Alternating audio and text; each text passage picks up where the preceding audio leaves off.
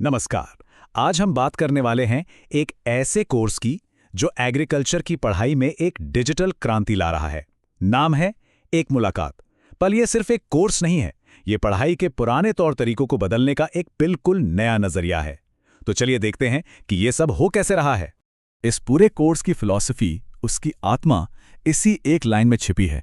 ये सिर्फ एक सुंदर सा वाक्य नहीं है, ये इस कोर्स की नींव है।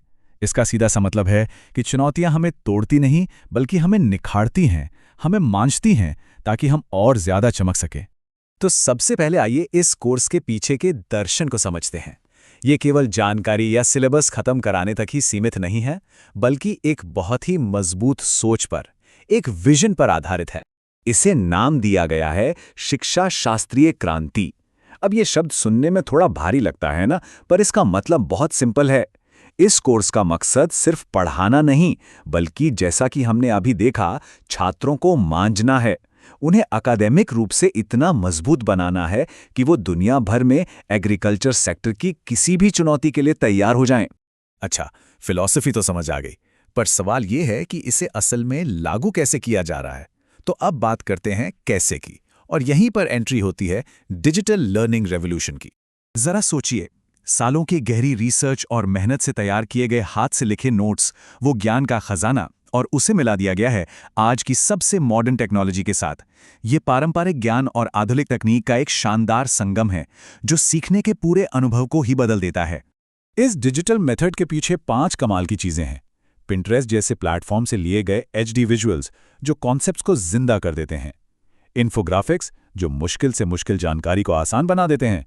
मल्टीमीडिया यानी वीडियोस जो चीजों को और बेहतर तरीके से समझाते हैं। और हाँ, अगर हार्ड कॉपी चाहिए तो प्रिंटस्टर की सुविधा भी है।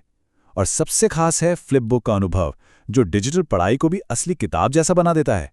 देखिए, हम सब जानते हैं कि एक तस्वीर 1000 शब्दों के बराबर होती है ना? बस यही फंडा यहां इस्तेमाल हुआ है। जब हाई डेफिनेशन तस्वीरों के जरिए एग्रीकल्चर के मुश्किल कॉन्सेप्ट्स को देखा जाता है, तो उन्हें समझना और याद रखना दोनों ही बहुत आसान हो जाता है। और ये डिजिटल होकर भी बहुत अपना सा लगता है।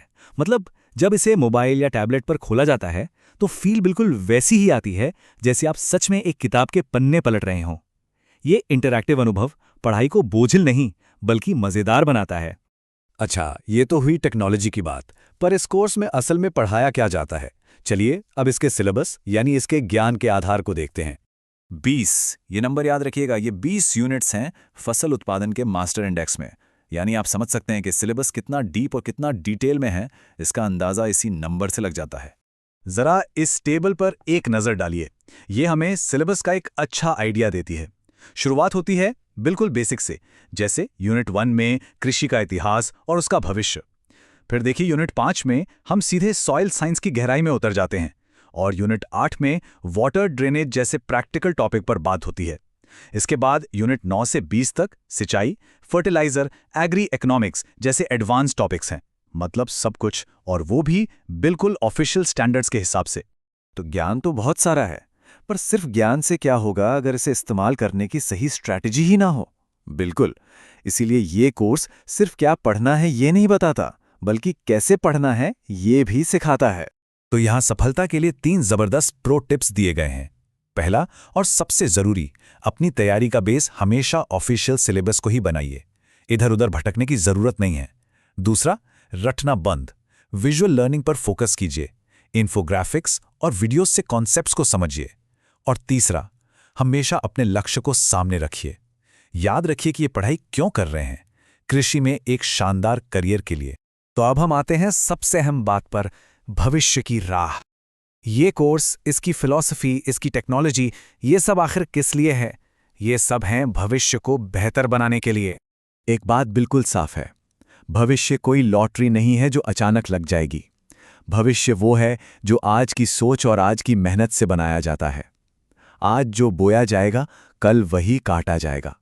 तो आखिर में बस एक सवाल बचता है, एक सवाल जो हर किसी को खुद से पूछना चाहिए कि अपनी इस मेहनत से क्या तय किया जाएगा, क्योंकि आज का फैसला ही कल की हकीकत बनेगा।